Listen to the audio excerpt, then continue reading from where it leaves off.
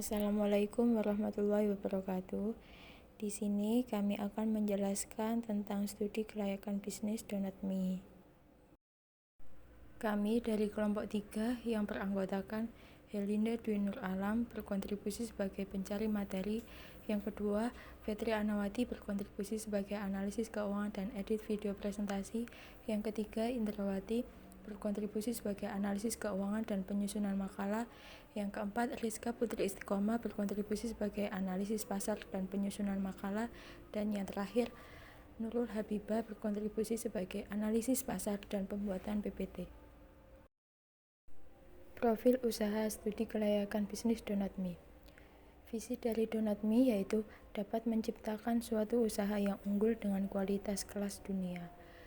Dan misinya, yang pertama, memberikan rasa yang berbeda dari produk-produk sebelumnya.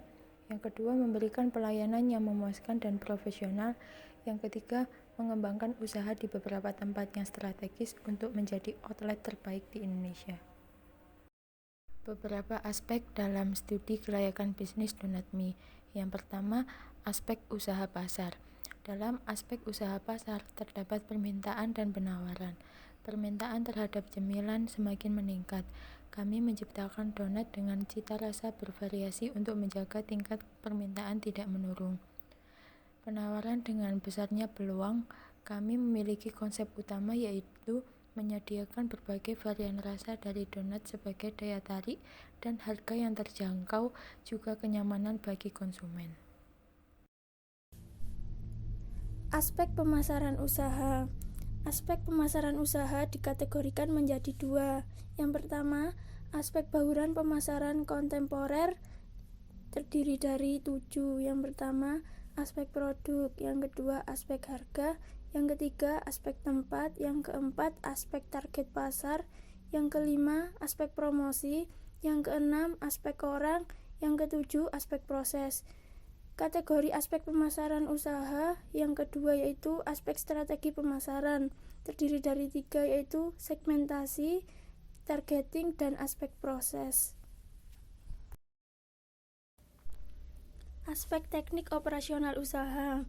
Yang pertama, penentuan lokasi. Lokasi Donat.me memiliki tempat berbeda. Untuk operasional berada di kantor pusat dan untuk tempat penjualan berada di pusat keramaian kota. Yang kedua, luas produksi. Karena pemakaian bahan baku yang mudah habis masanya, maka Donat.me melakukan proses produksi secara terus-menerus dalam jangka pendek. Yang ketiga, tata letak. Pemisahan tempat menjadikan tata letak usaha Donat.me menggunakan layout fungsional. Yang keempat, pemilihan teknologi. Donat.me menggunakan proses intermittent dengan peralatan yang multipurpose. Yang kelima, pengendalian persediaan. Usaha Donat.me menggunakan pengendalian persediaan metode LIFO. Aspek manajemen dan organisasi. 1. Kajian perencanaan dan penjadwalan. Perencanaan dimulai dari persiapan alat bahan dan tenaga kerja dalam pembuatan produk. Selanjutnya, kita melakukan produksi dan promosi. Di akhir perencanaan, kita melakukan evaluasi untuk perbaikan. Penjadwalan. Dalam penjadwalan meliputi persiapan usaha, yaitu pembelian bahan, pembelian peralatan, rekrut tenaga kerja, serta pelatihan. Selanjutnya, ada pelaksanaan usaha, yaitu produksi, promosi, dan penjualan. Dan yang terakhir, ada evaluasi serta operasional. 2. Kajian posisi pekerjaan yang dibutuhkan. 1. Direktur, wewenang pengambilan keputusan. 2. Manajer pemasaran, bertanggung jawab dalam kegiatan pemasaran. 3. Manajer keuangan, bertanggung jawab yang berkaitan dengan keuangan. 4.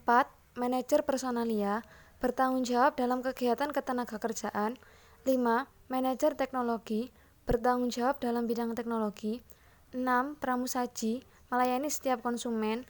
7. Kasir, melayani transaksi pembayaran. 8. Driver, pengiriman pesanan dan proses distribusi. 9. Cleaning service, kebersihan dan kerapian pabrik. 10. Bagian produksi, memproduksi Donat.me. 3. Kajian kebutuhan tenaga kerja dan beban kerja, meliputi workload analysis, yaitu pembagian shift kerja para karyawan sehingga pekerjaan tidak overload.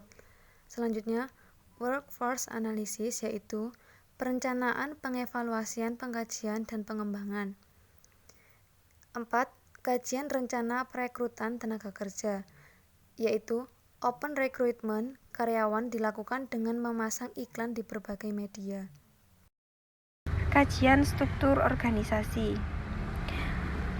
Direktur atau owner. Selanjutnya dibawahi manajer pemasaran, manajer personalia, manajer keuangan, manajer teknik dan teknologi.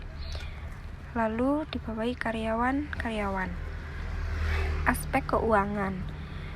Untuk metode payback period, hasil analisis 2 tahun 1 bulan, standar unit usaha payback period maksimal 5 tahun, keterangan layak. Untuk metode net present value, hasil analisisnya 18651477909. Standar unit usahanya net present value lebih dari, keterangannya layak. Untuk metode average rate of return, hasil analisisnya 69,53%, standar unit usaha average rate of return minimal 35%, keterangannya layak. Untuk metode internal rate of return, hasil analisis 17,73%, standar unit usaha diskon faktor 10%, keterangannya layak. Metode profitability index, hasil analisisnya 1,20 kali, standar unit usahanya profitability index lebih dari 1, keterangannya layak. Aspek ekonomi dan sosial. Aspek ekonomi, yang pertama meningkatkan ekonomi rumah tangga, kedua penggunaan lahan yang efisien dan efektif, ketiga meningkatkan perekonomian pemerintah lokal. Selanjutnya aspek sosial, yang pertama adanya perubahan demografi melalui tenaga kerja, yang kedua perubahan budaya. Untuk aspek yang terakhir ialah aspek lingkungan hidup. Analisis aspek lingkungan dalam studi kelayakan bisnis disusun oleh konsultan AMDAL. Analisis ini dilakukan agar kualitas lingkungan dapat terjaga dengan baik dan tidak mengalami kerusakan dengan berdirinya proyek. Dari hasil analisis, usaha ini tidak memiliki dampak negatif terhadap lingkungan sekitar, sehingga usaha donat mie ini layak untuk dijalankan. Selanjutnya kesimpulan. Usaha donat mie merupakan salah satu makanan ringan yang bisa digunakan sebagai pengganti nasi dengan cita rasa yang lezat dan varian rasa yang disuguhkan.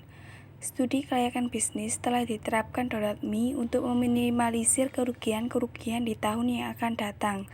Berdasarkan aspek-aspek studi kelayakan bisnis yang sudah dijelaskan di atas, sehingga usaha donat mie ini layak untuk dijalankan dan akan menghasilkan keuntungan. Untuk selanjutnya, potensi pengembangan usaha. Donat mie mempunyai potensi pengembangan usaha yang baik. Jika dilihat dari segi produknya, donat mie menyediakan berbagai varian rasa dan topping, sehingga hal tersebut dapat menarik perhatian pembeli. Sedangkan dilihat dari segi penjualannya, donat mie menjadi peluang usaha bagi orang yang ingin memulai usaha, karena donat mie bisa digunakan sebagai pengganti makanan pokok dan banyak konsumen membelinya untuk merayakan sebuah acara.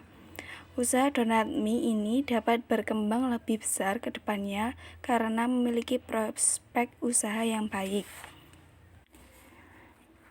Itu tadi presentasi hasil analisis studi kelayakan bisnis usaha donat mie dengan beberapa aspek-aspek yang dikaji. Untuk kesalahan kata, penulisan maupun penyampaian kurang jelas, kami kelompok 3 mohon maaf yang sebesar-besarnya. Wassalamualaikum warahmatullahi wabarakatuh.